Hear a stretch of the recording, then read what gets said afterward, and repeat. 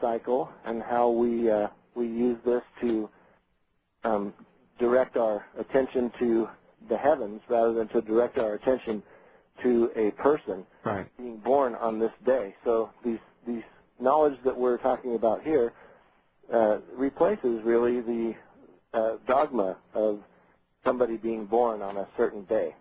Or it could augment it. Enhance it, depending on your viewpoint. Okay, so the second picture here, we see picture number 2, shows the 3 stars of the belt of Orion. Right below those 3 stars is another big bright star, always known as the brightest star that ever shone, the brightest star in the heavens, and a star that you could even see during the daytime. Now there's only one star that follows all of these descriptions, and that is Sirius. Sirius is the star of Bethlehem. Now, as we discussed the sun moving to the southern hemisphere more, on the winter solstice moving back north, also when it sets in its deepest, furthest south position for 3 days, the 3 belt stars of Orion has turned itself in the heavens counterclockwise, and the 3 belt stars are lined up directly perpendicular, pointing straight down to the horizon.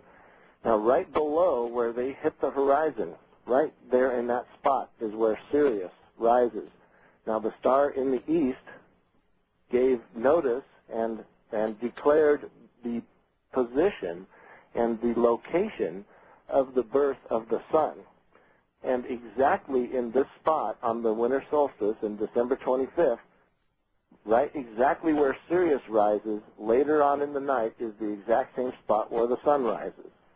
So the 3 wise men, pointing to the star of Bethlehem, Sirius, the 3 wise men, by the way, the belt stars of Orion, are known in the Oriental astrology as the 3 kings, or the 3 wise men of the Orient. I didn't know that. Yeah, the 3 belt stars of Orion are the three wise kings, or the 3 kings of the Orient. And these 3 point to the star of Bethlehem, which points to the rising of the sun, the birth of the sun, on December 25th. So this solves another interesting riddle of the 3 wise men, of the Star of Bethlehem, and again, the birth of the sun in the heavens. Now, if we move on to picture 3, we see the Amanita muscaria mushroom. There in the middle, we have what's called the Formosa variety, which is a bright yellow one and occurs mostly up in the northeast United States, up under the birch trees up in that area, is this Amanita muscaria mushroom variety Formosa, which is bright yellow, and when it dries, it turns a brilliant gold. On the top of the cap, it turns into gold. And if you look at the picture up in the top left of your screen, where I'm holding out a disc, a cap of a mushroom, it looks literally like metal. It looks like gold. And it also has these channels in it that look like blood vessels or veins or smoke billows, or if you look at the picture to the right of the actual sun, you can see why they called this the Son of God, and they believed that the sun was incarnated in its sun in the mushroom on the earth. So throughout alchemy, you have the dualistic suns, the sun in the heavens and the sun on the earth. This is why we get this. So here we have the mushroom as the sun. So the birth of the sun, God, is the birth of the mushroom. And also, the mushrooms grow in the winter months.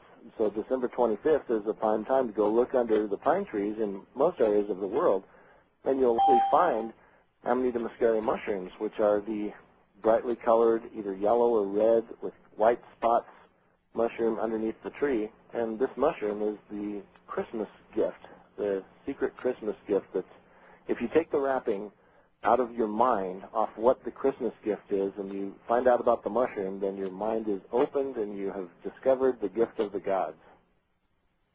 So in the picture below that, we have Santa Claus coming out of a chimney or going into a chimney with 1 foot out. Now this 1 foot symbol becomes very important all throughout the mythologies of the world because the 1 foot represents the mushroom. The mushroom only has 1 foot on the ground. Okay. And since the mushroom is the god, and the mushroom is anthropomorphized as the gods all over the world, many of the gods are represented with 1 foot. You'll see pictures in India of the Hindu saints sitting on a throne with one foot out or one foot exposed or one foot behind the other foot. These are all representations of this. Santa Claus with his one foot coming out of the chimney here is a representation. Jesus in the picture coming out of the tomb with the one foot and wearing the red and white is another representation. Now, also the shamans of the old world, and as well as today, the priests and the popes in the Catholic Church and all over the world dress like the mushrooms, and it's surprising to see how they have these hats that look like mushrooms, how they have these clothes and these robes that look like mushrooms, and it's not only found in their dress but in the architecture of all the buildings too. So, you think there's still any of them participating? Well, I don't know. That's a really hard question. You haven't heard any rumors? Well, I've spoken to people that know about it, but you know, as far as how extensively they get into it, I don't know. And how far they even know. All they've told me basically when I've run into someone that knows is, oh yeah, I know, but I can't talk to you about it. They've actually said that. That's right. They've told me, I know what you're talking about, but I cannot talk to you about it. And it's obvious because... Now, give me an example of someone who has said, I don't want any names, but what position would this person or do these people hold? Are they in organized religions? Yes. Cardinal would be one office title. Wow. High 70 would be another office title. Okay. Priest, high priest, or was it priest? Patriarch would be another one. Okay. All right, I get it. I just wanted to find out the status of these people, the sources who have made these comments to you. Years ago, when I was still, really trying to find somebody else that knew what the hell I was talking about, I went to a lot of people. And this is when I ran into people that told me, yeah, okay, we know what you're talking about, but we can't talk to you about it. And at that point, once I ran into a few of those, I just said, well, I can see this isn't going to get me anywhere, and unless you want to be initiated into some secret order, you're not going to find out about it. And even then, even if you're initiated into a secret order, there are just certain things that are reserved only for blood relations and blood lineage. And no matter who you are, if you join their society, they're not going to let you in on this type of stuff. Ah, what a fascinating cosmology. Well, you're basically a battery. You're like in the Matrix, If you join the Masons, you're one of their people, and yeah, you can make money. You can, have lots of friends that give you lots of work, and you can make money in your town, in your area, in your business that you decide you want to take part in. But as far as really getting into the deeper secrets of Masonry, good luck. You're a battery. So. Okay, all right. Fascinating first hour, as always, with James. We'll pause and come back for hour number 2. Lots more pictures to look at. Remember, these pictures will be up online for you folks who want to listen to this program in the future at the archives. Soundwaves will make this available very shortly after the program tonight. And you can click on James Arthur's name and follow the pictures just by going to our past guests at Rense.com. Okay, we're going to pause, and we'll be back after this.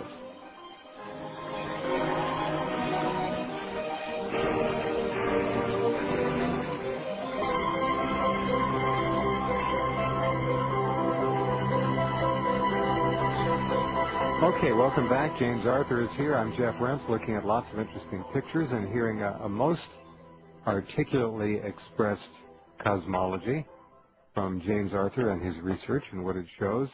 And it's not to discount anything anywhere else. It's just another way to look at things. Nobody has all the right answers. But this is particularly intriguing when you look at the history and listen to the story and look at the illustrations. Very interesting. Go ahead, James. Well, the picture that we're looking at shows Santa Claus at the chimney on one side and Jesus at the tomb on the other, both stepping out with one foot and wearing red and white. I guess Jesus' body is white there. So it's important to understand that Santa Claus isn't a real person. Santa Claus... Now, wait a minute. Hold on. Christmas. Of course he's real. Well, everybody needs to, I guess, cover their ears that wants to believe that Santa Claus is real. Because we don't believe in the goodness of Christmas. We're in trouble. I have to drop this sad note on us today and tell us that no. But as a matter of fact, it's actually a joyous note because truly, Santa Claus is not a person as we see in this picture, but truly Santa Claus is an anthropomorphized mushroom. Santa Claus is the mushroom Amanita muscaria. Well, he's about as red and white as he can get, isn't he? Yeah, he's totally red and white, and he's associated with the sun and all of the Christmas months. Now we see Santa coming out of the chimney, and the chimney is representative of the death and rebirth experience. The climbing of the world tree, or the climbing of the chimney, is the death and rebirth of the going to the heavens. So when you go to the heavens, you die. You take the plant, and it causes you to have a death and rebirth experience. Now the plant is the God that takes you on this out-of-body ride, and that's why it's anthropomorphized. And because you can communicate with the plant, men or people need to be able to associate it with something they can relate to, and this is why it's anthropomorphized as a person. Now on the right here, we see Jesus stepping out of the tomb, wearing red and white, standing on one foot. And I have to tell everybody one other thing here, is that Jesus is also not real. That Jesus is an anthropomorphized mushroom, and the story of the death on the cross is the story of death and rebirth experience. Just as Santa Claus comes out of the chimney, Jesus comes out of the tomb. Now in the book The Sacred Mushroom and the Cross, John Allegro, the world's leading philologist or language scholar from Oxford and Cambridge universities, told us this in a book in 1970, and unfortunately the book was sequestered and shelved and tucked away nicely by a publishing company who paid a lot of money to buy the rights out from under John Allegro's publishing company to the rights of the book The Sacred Mushroom and the Cross. And my friend Jack Herer, several years ago, decided he wanted to reprint the book because it's very important. It talks about Jesus being a mushroom and how all the stories of Jesus are anthropomorphisms of the mushroom, life cycle stories of the mushroom, and all of these things. So he wanted to... Now, without getting into a big debate, because I want to look at a lot of these pictures, it's quite clear that we know an awful lot about pharaohs of ancient Egypt going back several thousand years. We have certainly an abundance of historical records about the man Jesus, and so on and so forth. So let's just leave that on the table as you presented it, as you see it, and I don't want to push people away from hearing the rest of your presentation. Okay. So John Allegro, his book was purchased by, the rights to publish the book was purchased by a publishing company who shelved the book and told Jack and everybody else they will never publish the book again. It will never see the light of day again. And this publishing company happens to be owned by the Catholic Church. Okay. So moving on to the next picture, what do we got? We have the observatory, the home of Santa Claus, which is the North Star, or the North Pole.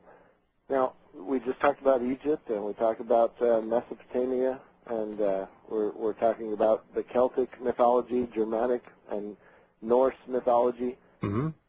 And all of this stuff plays into the Santa Claus story. And even the Mayans and the Aztecs and the North Americans, when these shamans take these plants and leave their body to go to the heavens, invariably their main destination is always the North Star. Now, if we see the way the stars go around the North Star here, believe it appeared to ancient man that this was the portal out. This is our ancient Stargate here. And I think they may have also thought, okay, if I can leave my body and I can leave out of this universe, where would I want to go and how do I get back? So I think they head towards the North Star because they thought that they could find their way back if they just kept their gaze fixed. You go to a set, solid point that you can see, then you can turn around and see it when you come back.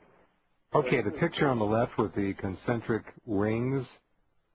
This is the observatory observing the circumpolar stars, the North Star, and all the stars going around it through the course of a night.